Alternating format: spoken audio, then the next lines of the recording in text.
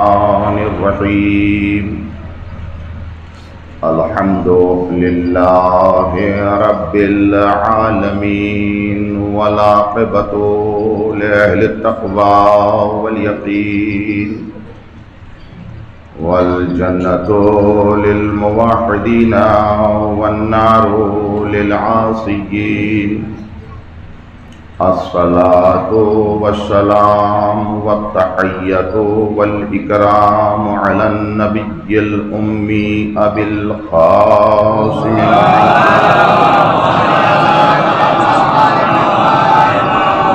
الطیبین الطاہرین المعصومین واللعنۃ الدائمۃ علی اعدائہم اجمعین من الآن إلى يوم الدين أما بعد فقد قال حق سبحانه وتعالى في محكم كتابه العظيم وخطابه المتين وهو أصدق الصادقين بسم الله الرحمن الرحيم ما خلقت الجن والانس الا ليعبدون صلوات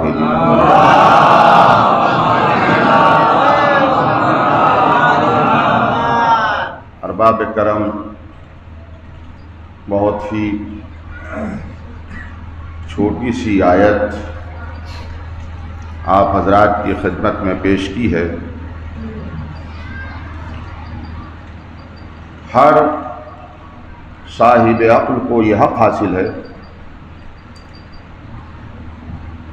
کہ وہ اپنی بنائی ہوئی شے کا مقصد بیان کرے، یہ کیوں بنائی ہے۔ اگر کسی لوہار کے پاس جائیے، اس سے معلوم کیجئے کہ یہ چھری کیوں بنائی ہے۔ اگر وہ یہ کہے کہ ہمیں نہیں معلوم، ہم نے ویسے ہی بنا دی ہے، تو وہ یا تو پاگل ہے یا دیوانہ ہے، اس لیے کہ اسے اپنی بنائی ہوئی شے کی خلقت کا مقصد ہی معلوم نہیں۔ اسی طرح ہر بنانے والا اپنی بنائی ہوئی چیز کے مقصد کو بیان کرتا ہے، تو یہ حق اللہ کے پاس بھی ہے کہ وہ بھی اپنی بنائی ہوئی شے کا مقصد خلقت بیان کرے۔ چنانچہ ارشاد ہوا ما خلقت الجن والانس الا لیعبدون، ہم نے جنات کو اور انسانات کو فقط عبادت کے لیے پیدا کیا۔ ارباب کرم، اللہ نے فقط جنات اور انسانات ہی کو پیدا نہیں کیا۔ اگر فلاسفہ کے اقوال کو آپ دیکھیں تو اس کائنات کو 4 حصوں پہ منقسم کیا گیا ہے، یا انسانات ہیں، یا حیوانات ہیں، یا جمادات ہیں، یا نباتات ہیں۔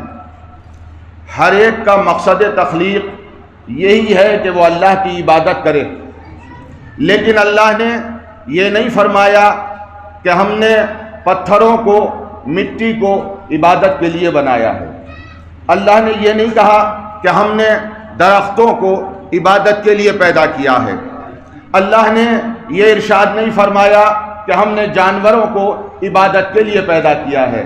سوال یہ ہے کہ اللہ نے انسان کی اور جنات ہی کا مقصد تخلیق کیوں بیان کیا؟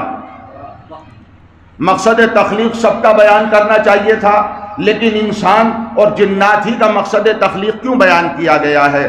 تو بات اتنی سی ہے کہ جب بھی کوئی آدمی کسی کو اپنے یہاں ملازم رکھتا ہے، نوکر رکھتا ہے، اب اس کا ملازم، اس کا نوکر اگر 24 گھنٹے ہاتھ میں موبائل لے کر واٹس ایپ چلاتا رہے، فیس بک دیکھتا رہے، الٹی سیدھی باتیں کرتا رہے، ادھر ادھر گردشیں کرتا رہے، اور جس مقصد کے لیے اس کو اپنے یہاں نوکر رکھا ہے اس مقصد کو پورا نہ کرے، تو مالک کو یہ کہنے کا حق ہے کہ ہم نے تمہیں اس لیے نہیں بلایا تھا کہ تم فیس بک چلاؤ، ہم نے اس لیے نہیں بلایا تھا کہ تم واٹس ایپ چلاؤ، ہم نے اس لیے بلایا تھا تاکہ تم ہمارا کام کر سکو۔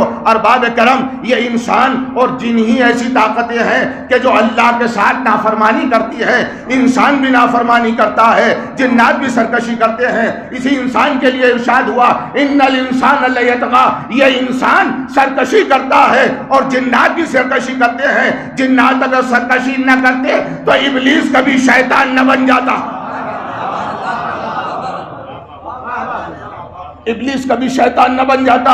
اس کا شیطان بن جانا یہ بتاتا ہے کہ جنات بھی سرکشی کرتا ہے، انسان بھی سرکشی کرتا ہے، یہ اپنے مقصد تخلیق کو بھول گیا ہے۔ لہذا اللہ کو متنبہ کرنے کے لیے، یاد دلانے کے لیے یہ کہنا پڑا کہ دیکھو ہمارا مقصد تخلیق یہ تھا کہ تم عبادت کرو، اور تم نے یہ الٹی سیدھی حرکتیں کرنی شروع کر دی ہے۔ لہذا مقصد تخلیق اگر پورا کرو گے تو اجر تمہارا ہمارے یہاں محفوظ ہے، اور اگر مقصد تخلیق پورا نہیں کیا تو جہنم تمہاری منتظر ہے۔ ایک صلوات بھیجیے محمد و آل محمد۔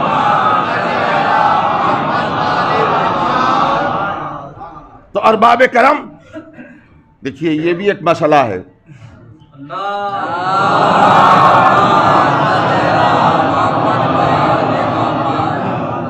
وہ شیطان جو ہے مسجد کے دروازے پہ نہیں آتا، یہ غلط ہے کہنا کہ وہ مسجد کے دروازے پہ جا کے بیٹھ جاتا ہے۔ وہ نماز سے کبھی شیطان نہیں روکتا، ہمیشہ جب بھی روکے گا تو ولایت علی کے راستے پہ بیٹھتا ہے۔ چونکہ توحید کا اقرار سب کرتے ہیں، نبوت کا اقرار سب کرتے ہیں، ولایت کا اقرار کرنے والوں کی کمی ہے۔ کیوں؟ اس لیے کہ شیطان ولایت کے راستے پہ بیٹھا ہے، اور یہ امام بارگاہیں اسی لیے بنائی گئی ہے تاکہ یہاں سے ولایت علی کا تبلیغ کی جائے۔ اس لیے وہ اپنا کام کرے گا، وہ اپنا کام نہیں چھوڑے گا۔ تو اس نے دیکھیے ابھی تھوڑی دیر میں اپنا کام کر کے دکھا دیا کہ اگر میں لائٹ بھگا کے دکھائی دیتا ہوں کہ تھوڑی دیر کے لیے رخنہ اندازی تو کر ہی دوں گا۔ چنانچہ ارباب کرم، اللہ نے کہا ہم نے انسانوں کو اور جنات کو فقط اس لیے پیدا کیا ہے تاکہ وہ ہماری عبادت کریں۔ اب سوال یہ ہے کہ کوئی سی بھی عبادت کرنے کے لیے ضرورت ہے کہ نمونہ ہمارے سامنے ہو، ورنہ اگر اللہ یہ کہہ دیتا کہ نماز پڑھو، سجدہ کرو، اور نمونہ نہ بھیجتا تو ظاہر ہے اس دنیا میں آج ایک آدمی سجدہ گھٹنوں اور پاؤں کے دونوں انگوٹھے اور ہاتھ کی ہتھیلیاں ٹیک کر پیشانی بارگاہ ذوالجلال میں رکھ کے بتاتا کہ میں سجدہ یوں کرتا ہوں۔ ایک آدمی سجدہ بالکل لیٹ کر کرتا، ایک آدمی سجدہ کھڑے ہو جاتا، وہ دیوار پہ اپنا ماتھا مارتا، کہتا میں سجدہ یوں کرتا ہوں۔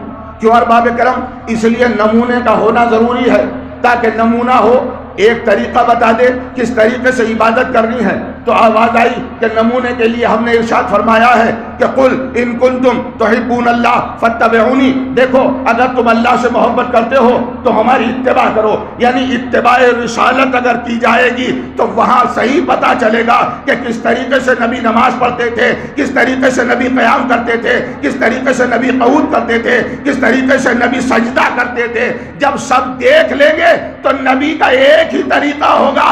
ارباب کرم یہی تو میں کہتا ہوں کہ ہم نے جو معلوم کیا ہے تو 12 سے معلوم کیا، 12 نے ایک ہی راستہ بتایا۔ معلوم یہ ہوا کہ سیرت پیغمبر کا راستہ اگر 12 اتفاق سے بتاتے ہیں تو وہ ہمارے لیے حجت ہوتا ہے، اگر اختلاف سے بتائے تو وہ حجت نہیں ہوتا۔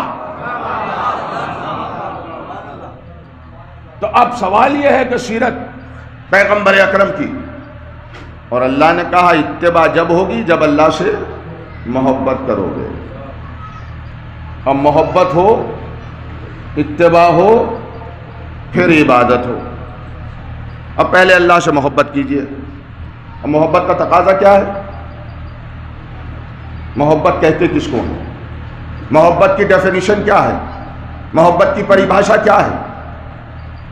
تعریف کیا ہے محبت کی؟ ایسے کام نہیں چلتا کہنے سے کہ ہم محبت کرتے ہیں، ہم محبت کرتے ہیں. نہیں، محبت کی پریبھاشا کیا ہے؟ رغبت الشیء الی الشیء، ایک چیز کا کسی دوسری چیز کی طرف راغب ہونا، اس کو محبت کہتے ہیں. کوئی آدمی آ کے یہ کہے کہ ہمیں فلاں صاحب سے محبت ہے، کیوں؟ اس لیے کہ ان صاحب کو اس نے دیکھا ہے. کہا ہمیں فلاں گھر سے محبت ہے، وہ دیکھ کے آیا ہے. ہمیں روضہ حضرت امام حسین سے محبت ہے، وہ دیکھ کے آیا ہے. ہمیں کعبے سے محبت ہے، کعبہ وہ دیکھ کے آیا ہے. ہمیں فلاں لڑکی سے محبت ہے، اس نے اس کو دیکھا ہے.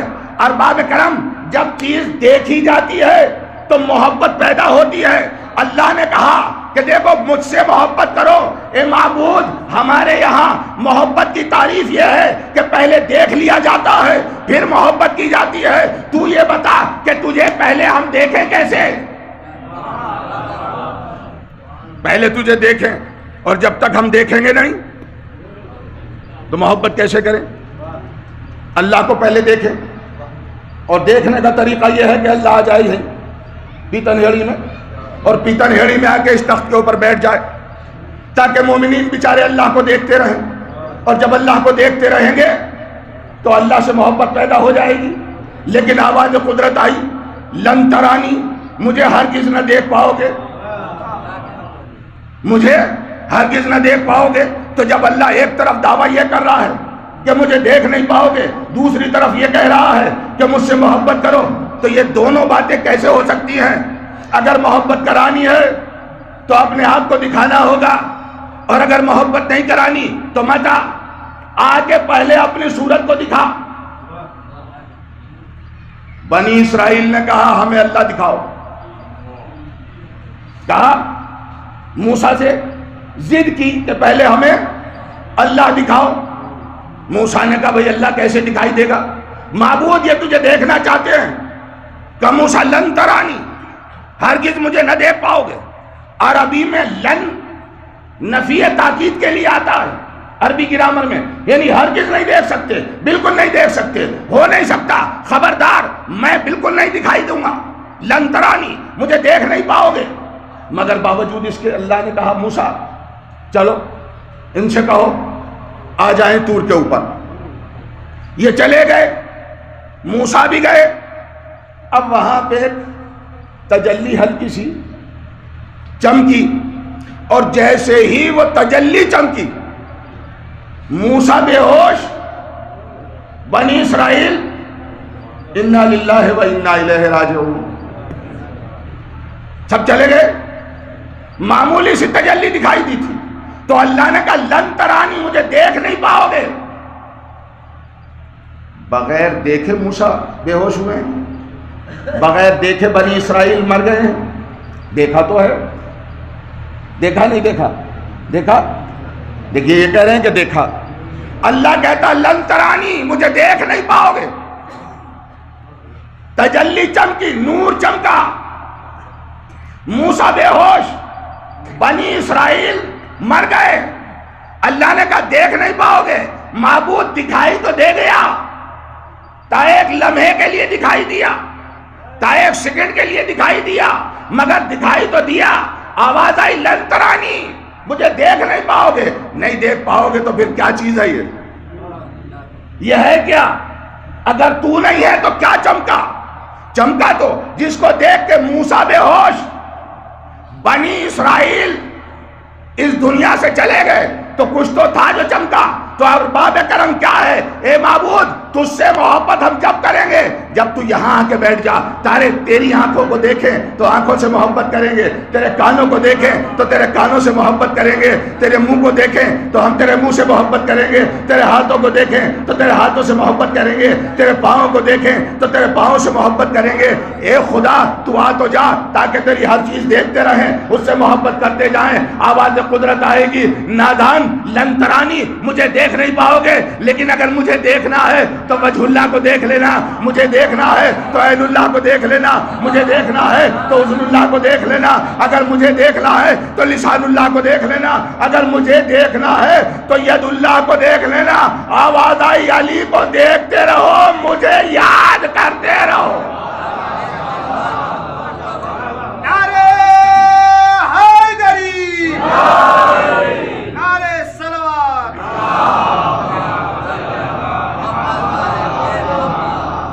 بھائی اللہ خود تو دکھائی نہیں دے گا مگر وجہ اللہ تو دکھائی دے گا۔ اللہ کی آنکھیں تو نہیں دیکھ سکتے مگر عین اللہ تو دیکھ سکتے ہیں۔ اللہ کی زبان تو نہیں دکھائی دے گی مگر لسان اللہ کو تو دیکھ سکتے ہیں۔ ہاتھ ہی تو نہیں دکھائی دیں گے مگر ید اللہ تو دیکھ سکتے ہیں۔ ارباب کرم، اسی لیے آواز آئی، علی اس ذات کا نام ہے۔ خود مولا کائنات نے خطبہ بیان میں ارشاد فرمایا، خطبہ بیان میں ارشاد فرماتے ہیں مولا کائنات، انا اعلانیت المعبود، میں کھلم کھلا آشکارا معبود میں ہوں، غائب معبود وہ ہے۔ کیوں آشکارا معبود رکھنے کی ضرورت کیا تھی؟ ضرورت یہی تھی تاکہ اس کو دیکھتے رہیں، غیب والا خدا یاد آتا رہے، اس لیے اس کو سامنے رکھا۔ اور اگر ایسا نہیں تھا تو پھر اختیار کلی کیوں دیا؟ جو اختیار ادھر ہے وہی اختیار ادھر ہے۔ نبی نے کہا میں کچھ نہیں دوں گا، تجھے ایک بیٹا بھی نہیں دوں گا، تجھے دو بھی نہیں دوں گا۔ حسین نے کہا ہم نے ایک دے دیا، ہم نے دو دے دیے، ہم نے تین دے دیے، ہم نے سات دے دیے۔ معلوم یہ ہوا اختیار کلی جو اللہ کے پاس ہے وہ ان کے پاس بھی ہے۔ جو اللہ چاہتا ہے وہ یہ چاہتے ہیں، جو یہ چاہتے ہیں وہ خدا چاہتا ہے۔ ایک صلوات بھیجیے محمد والا۔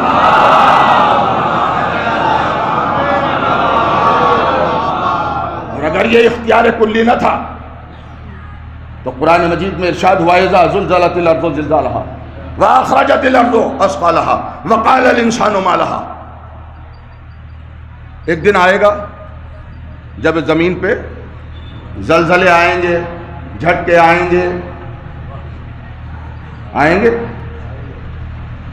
اور جب آئیں گے قرآن مجید ہے بھائی، آئیں گے جھٹکے قرب قیامت، زمین ہلے گی، زلزلہ آئے گا اس کے اوپر، ہر چیز کے پراخچے اڑ جائیں گے۔ اس کے بعد ارشاد ہوا وقال الانسان ما لها، ایک انسان زمین سے معلوم کرے گا تجھے کیا ہو گیا، تجھے کیا ہو گیا۔ معلوم یہ ہوا کہ کوئی انسان تو ہے، کوئی تو ہے کہ جو زمین سے پوچھے گا تجھے کیا ہو گیا، زمین سے باتیں کرے گا۔ یومئذ تحدث اخبارہا، اور اس دن زمین بھی اپنی خبریں بتائے گی۔ یہ تو طے ہو گیا کہ کوئی آدمی تو ہے کہ وہ زمین سے باتیں کرے گا، زمین اس سے باتیں کرے گی۔ لیکن لچھمن پار سے آواز یہ آتی ہے کہ دیکھیے یہ آپ جو کہہ رہے ہیں ہماری سمجھ میں بات نہیں آتی۔ کوئی انسان ہے جو زمین سے باتیں کرے گا، زمین اس سے باتیں کرے گی، یہ مستقبل کی بات ہے۔ کیا ماضی میں کبھی ہوا ہے ایسا؟ اگر ماضی میں کوئی نمونہ نظر آ جائے تو ارباب کرم ایک واقعہ ماضی کا مجھے ملا۔ کون سا واقعہ؟ پیغمبر اسلام کا وسیع، پیغمبر اسلام کا بھائی علی ابن ابی طالب کا زمانہ ہے۔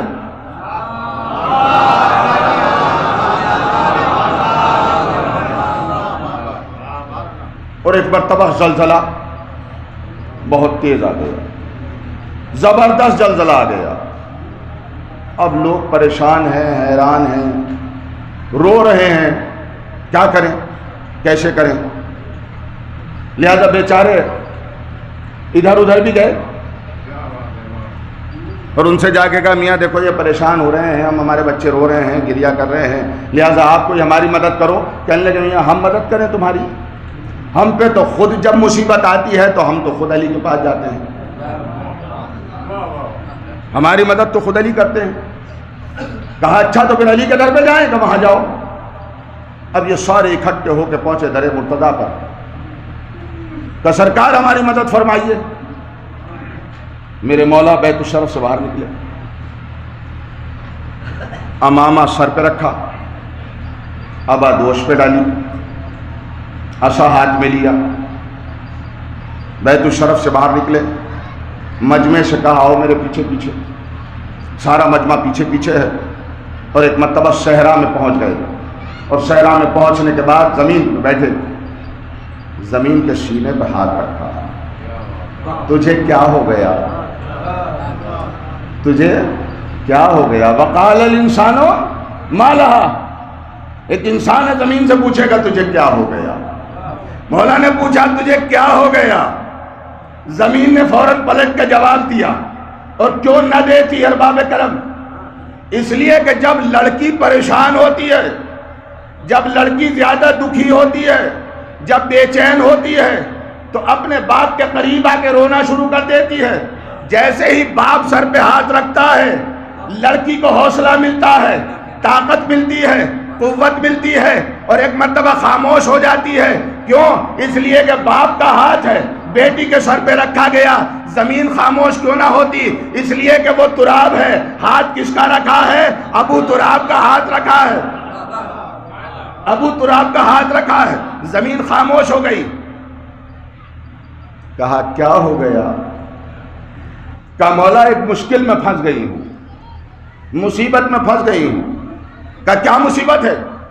بس ارباب کرم دامن وقت پہ بالکل گنجائش نہیں، آپ کی زحمتیں تمام ہو رہی ہیں، چونکہ مجھے معلوم ہے کتنا ٹائم اور باقی ہے میرا۔ کہا مولا کائنات، سینے پہ ہاتھ، ابو تراب کا ہاتھ، تراب کے اوپر ہاتھ رکھا ہوا۔ کہا ہو گیا تجھے؟ زمین نے کہا مولا آج صبح سے جب سے سورج نکلا ہے، زمین مجھے مسلسل تانے دے رہی ہے، اور یہ کہہ رہی ہے کہ تیرے پاس کچھ نہیں ہے، تو بنجر ہے، سب کچھ تو میرے پاس ہے۔ کہا کیوں؟ کیا کہتی ہے؟ کہ وہ کہتی ہے کہ تیرے پاس کچھ نہیں ہے، سورج ہے تو وہ میرے پاس ہے، چاند ہے تو ہمارے پاس ہے، ستارے ہیں تو وہ میرے پاس ہے، سلسبیل ہے تو میرے پاس ہے، تسنیم ہے تو میرے پاس ہے، کوثر ہے تو میرے پاس ہے، جنت ہے تو میرے پاس ہے، جہنم ہے تو میرے پاس ہے، لوائے حمد ہے تو میرے پاس ہے، لوح و قلم ہے تو میرے پاس ہے۔ ارباب کرم مولا کائنات سے بتاتی جا رہی ہے، آسمان یہ کہہ رہا ہے، آسمان یہ کہہ رہا ہے۔ مولا نے سب کچھ سننے کے بعد کہا بس اتنی سی بات پہ گھبرا گئی، اتنی سی بات پہ پریشان ہو گئی۔ کہ مولا پریشانی کی بات تو ہے، کہ بات نہیں ہے پریشانی کی، تو نہیں جانتی ہم مشکل کشا ہیں، ہم تیری مشکل کشائی کریں گے۔ کہ مولا بتائیے؟ کہ اس سے کہہ دینا خبردار تیرے پاس کچھ نہیں ہے، سب کچھ تو میرے پاس ہے۔ کہ مولا میں کس طرح کہہ دوں، کیسے کہہ دوں؟ میں جب دیکھ رہی ہوں کہ سب کچھ اسی کے پاس ہے تو میں کس بنیاد پہ کہہ دوں؟ کہ نہیں، اس سے کہنا کہ تیرے پاس سورج ہی تو ہے، سورج کو پلٹانے والا تو میرے پاس ہے، تیرے پاس چاند ہی تو ہے، دو ٹکڑے کرنے والا تو میرے پاس ہے، تیرے پاس ستارے ہی تو ہیں، ڈیوڑی میں بلانے والا تو میرے پاس ہے، تیرے پاس جنت ہی تو ہے، سردار جنت تو ہمارے پاس ہے، تیرے پاس جہنم ہی تو ہے، قسم النار تو ہمارے پاس ہے، لوائے حمدی تو تیرے پاس ہے، اٹھانے والا تو ہمارے پاس ہے، لوہے محفوظ تو تیرے پاس ہے، قاری لوہے محفوظ تو ہمارے پاس ہے، کوثر ہی تو تیرے پاس ہے، ساقی کوثر تو ہمارے پاس ہے، مشکلیں تیرے پاس ہیں تو مشکل کشا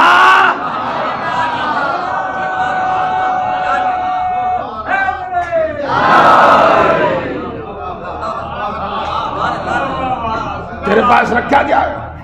یہ ہے صاحب اختیار علی، اور علی اگر صاحب اختیار نہ ہوتا ارباب کرم۔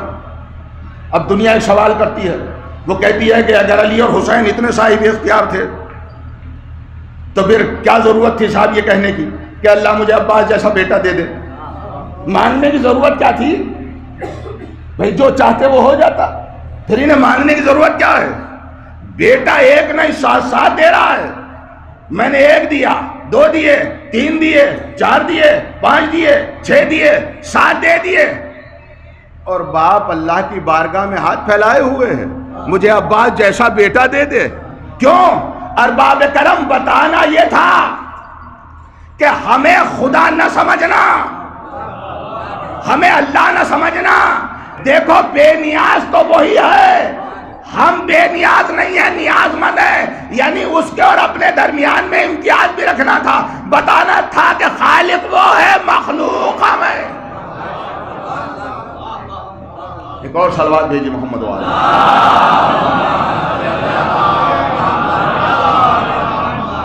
تو ارباب کرم ما خلقت الجن والانس الا لیعبدون، ہم نے جنات کو اور انسانوں کو فقط اور فقط عبادت کے لیے پیدا کیا تاکہ عبادت کریں۔ اور ظاہر ہے کہ عبادت تنہا نماز پڑھنا نہیں ہے، نماز عبادت نہیں ہے۔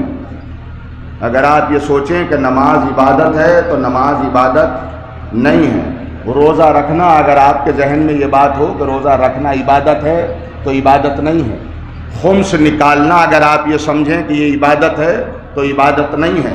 حج کرنا اگر آپ یہ سمجھیں کہ یہ عبادت ہے تو عبادت نہیں ہے۔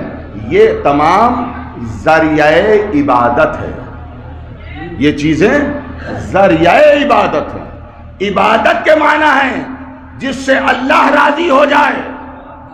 اب اگر آپ کی نماز سے اللہ راضی ہو گیا تو نماز عبادت، اگر آپ کے روزے سے اللہ راضی ہو گیا تو روزہ عبادت، اگر آپ کے حج سے اللہ راضی ہو گیا تو حج عبادت، اور اگر آپ کی نماز سے اللہ راضی نہیں ہوا تو یہ عبادت نہیں ہے، یہ زحمت ہے جس میں آپ پڑے ہیں۔ تو عبادت ارباب کرم رضا الہی کے لیے جو کام کیا جائے وہی عبادت ہے۔ اور جب عبادت یہ ہے تو انسان کبھی کبھی گمراہی کے اس دلدل میں پہنچ جاتا ہے جہاں اس کو رضا خداوندی حاصل نہیں ہوتی، لیکن جب توفیق ہوتی ہے تو چند لمحوں میں اللہ کی رضا حاصل کر لیتا ہے۔ آپ نے کربلا کے میدان میں حر کو دیکھا،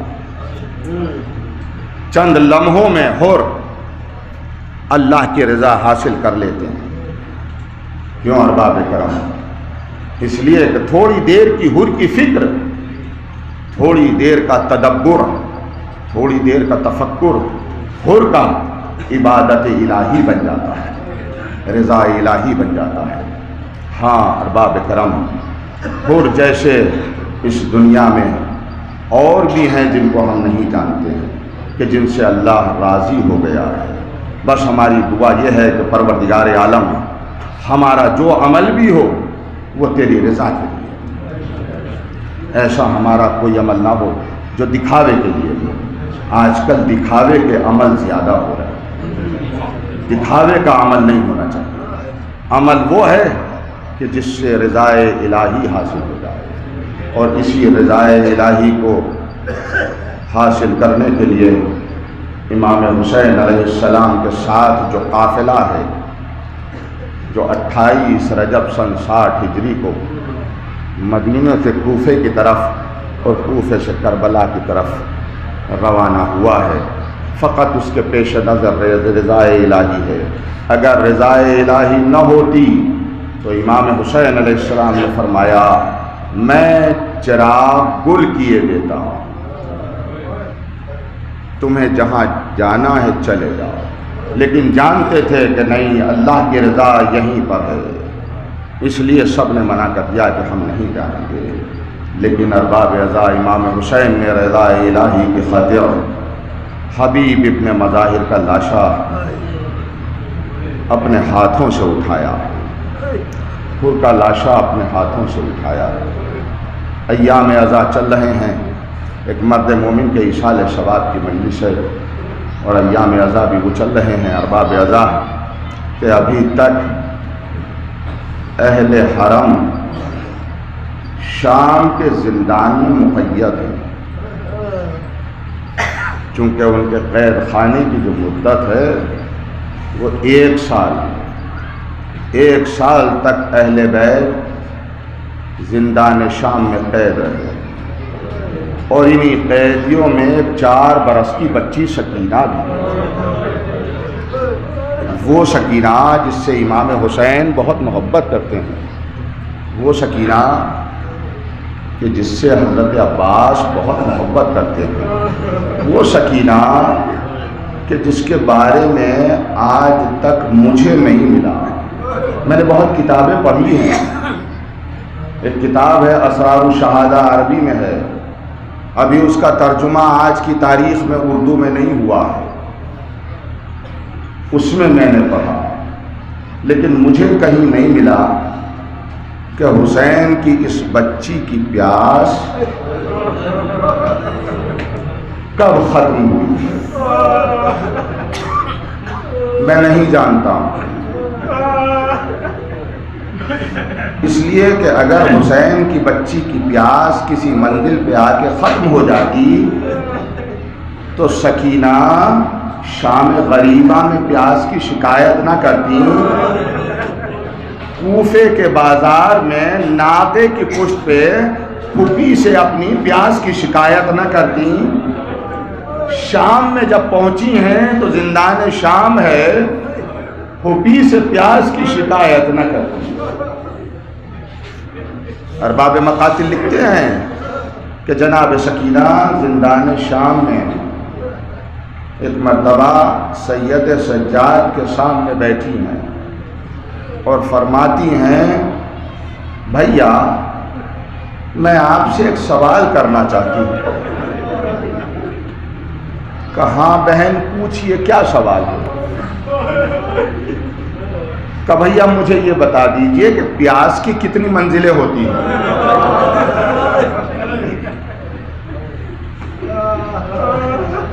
اجرکم اللہ، اجرکم اللہ، خدا کسی غم میں نہ رلائے۔ بس مرحوم کے ثواب کے لیے اتنا ہی کافی ہے کہ آپ کی آنکھوں میں آنسو نکل آئے۔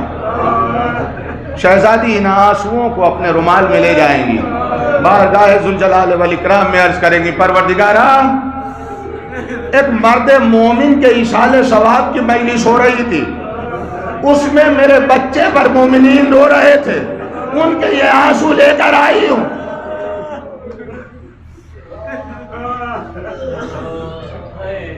بھیا میں سوال کرتی ہوں کہ پیاس کی کتنی منزلیں ہیں؟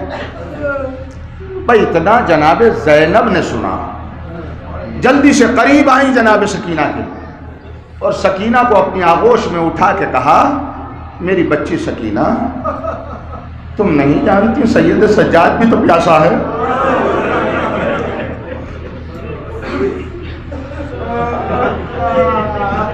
ایسا سوال سید سجاد سے کرنا تمہارے لیے مناسب نہیں ہے۔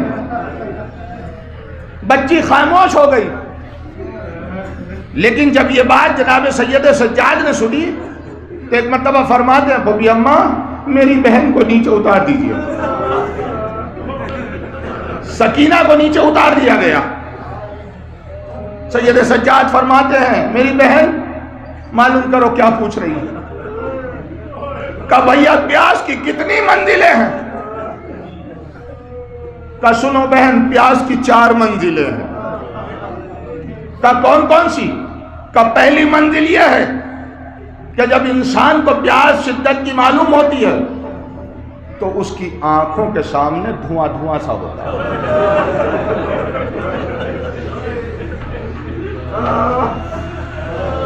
اسے کوئی دکھائی نہیں دیتا، بس یہ کہتا ہے کہ مجھے دھواں دھواں سا نظر آ رہا ہے۔ اتنا سننا تھا۔ جناب سکینہ فرماتی ہیں، بھیا آپ نے صحیح فرمایا، جب میرا بھیا قاسم میرے بابا کے پاس آیا تھا تو آگے یہی کہا تھا، چچا جان میری آنکھوں کے سامنے دھواں دھواں سا۔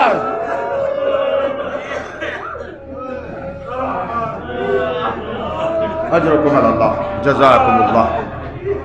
یہ پیاس کی پہلی منزل ہے۔ جناب سکینہ فرماتی ہیں، بھیا دوسری منزل کیا؟ کہ بہن دوسری منزل یہ ہے کہ جب پیاس شدت کی ہوتی ہے تو زبان میں ایسا لگتا ہے جیسے موٹے موٹے کانٹے پڑ گئے ہیں۔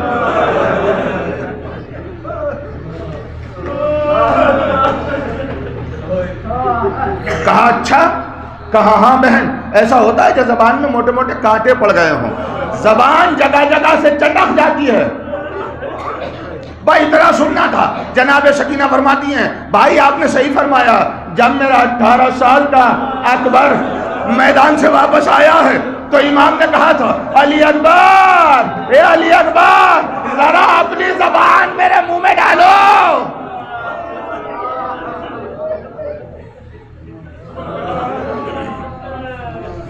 علی اکبر نے اپنی زبان یہ کہہ کے کھینچ لی تھی بابا آپ کی زبان میں مجھ سے زیادہ کھاتے ہیں۔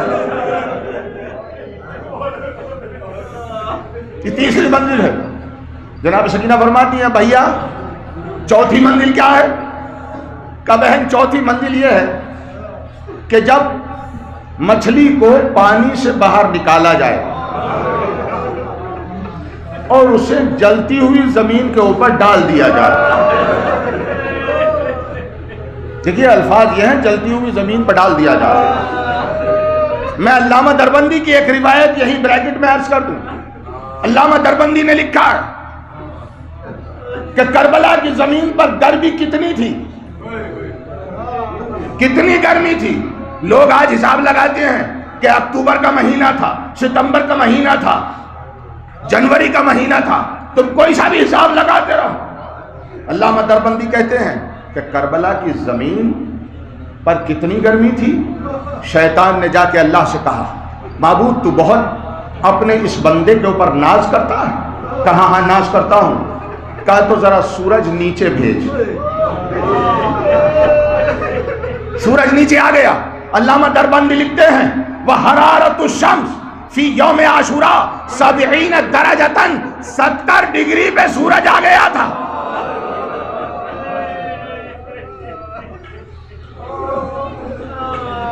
ستر ڈگری پہ سورج آ گیا تھا۔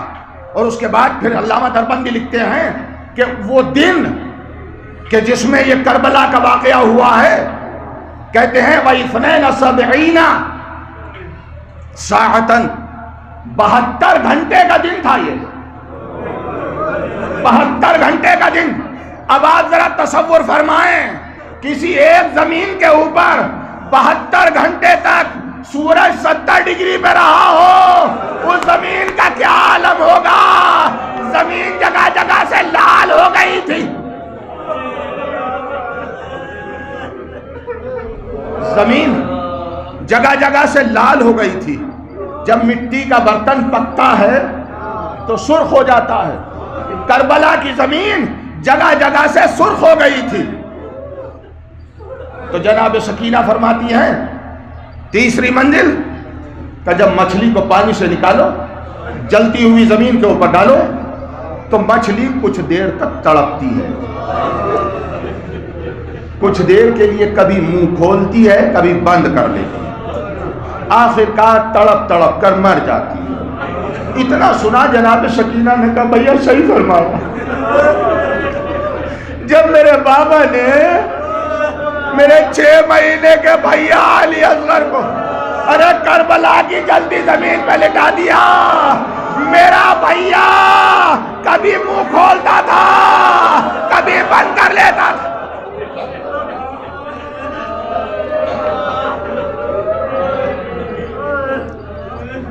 میرا بھیا کبھی منہ کھولتا تھا کبھی بند کر لیتا تھا۔ ہاں ارباب ازا اس عالم میں تیر لگ گیا اور میرا بھیا ذبح ہو گیا۔ یہ تیسری منزل ہے۔ جناب سکینہ معلوم کرتی ہے بھیا چوتھی منزل کیا ہے؟ بس ارباب ازا میں نے تمام کیا، اس چوتھی منزل کو اور سن لیجئے اور تصور فرمائیں۔ جناب سکینہ کہتی ہیں کہ جناب سکینہ کو کتنی پیاس تھی؟ پیاس سکینہ کی کب بجھی میں نہیں جانتا ہوں، لیکن سکینہ نے جب معلوم کیا بھیا چوتھی منزل کیا ہے؟ کہا بہن چوتھی منزل وہ ہوتی ہے کہ جب پیاس شدت کی ہوتی ہے پانی جسم سے ختم ہو جاتا ہے، جسم کی نمی سوکھ جاتی ہے، گوشت ہڈیوں سے جدا ہو جاتا ہے، چہرے پہ نقاہت ہو جاتی ہے، آنکھیں بند ہونے لگتی ہیں، غش پہ غش آتے ہیں، بے ہوشی ہونے لگتی ہے، آخر کار مر جاتا ہے۔ بھائی اتنا سننا تھا، جناب سکینہ نے اپنی آستینوں کو الٹنے کے بعد سید سجاد کے قریب گئی، کہا بھیا ذرا میرے گوشت کو دیکھو، ہڈیوں سے جدا ہو گیا، ارے میرا جسم کا پانی سوکھ گیا، اے بھیا میری کھال لٹک گئی، اے بھیا میری پیاس کی آخری منزل ہے، اے سکینہ ہمارا سلام، اے سکینہ تجھ پیاسی پہ ہمارا سلام، خدا حافظ، اے سکینہ بابا سے ہمارا سلام کہنا۔